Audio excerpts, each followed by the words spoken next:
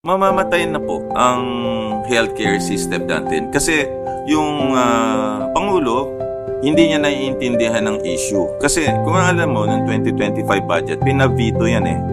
At meron akong sulat noon, kung umabot malaki. Dapat December 20 niya pipirmahan ang budget. Opo. Pinirmahan niya December 30, araw ng Jose Rizal. Tanda ko yan eh.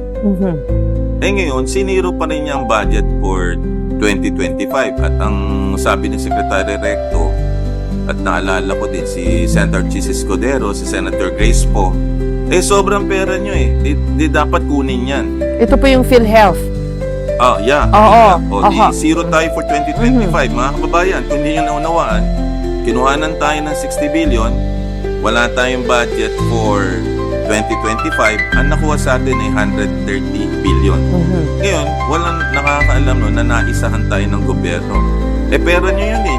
Ito ho yung contribution natin sa PhilHealth, buwan-buwan. Kinakaltas sa sweldo natin. Para pag nagkasakit ka, meron kang ayuda from PhilHealth. Di ba ba ganon? Yung in principle. Yan ang tawag sa atin lahat, direct contributors. Yung indirect contributors, apat sila na grupo. Okay. Ang una dyan, yung senior citizen. Opo. Number 2, may kapansanan. Oo. Ang pangatlo, yung mahirap sa daga. At saka, yung 4Ps.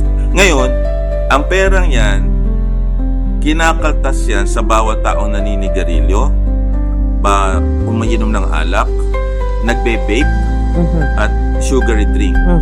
Right. So, pupunta yan sa BIR, ibibigay yan sa PhilHealth. Opo. Ang tawag po dyan ay earmark. Special funds yan na hindi mo pwedeng tanggalin doon. Alright. Tinanggal nila yon. So, violation ng gobyerno yon. Sila nag-approve, binayolate nila yon. So, kaya ang healthcare natin mamamatay kasi wala kang pondo eh. O saan kukuha ng pondo ang PhilHealth?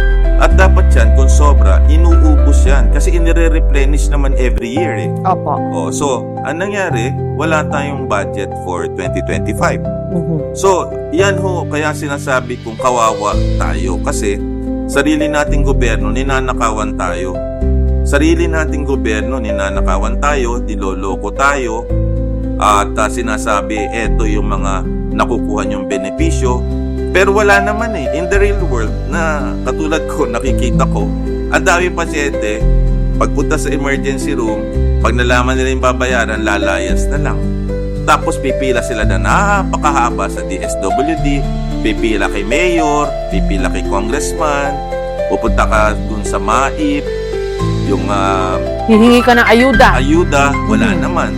Tapos mako-confine ka ng matagal, magkakanda utang-utang ka. Sa madalit sabi, mangungutang ka, mamamalimos ka, magmamakaawa ka, o mamamatay ka na lang. Yan ang sitwasyon sa Pilipinas.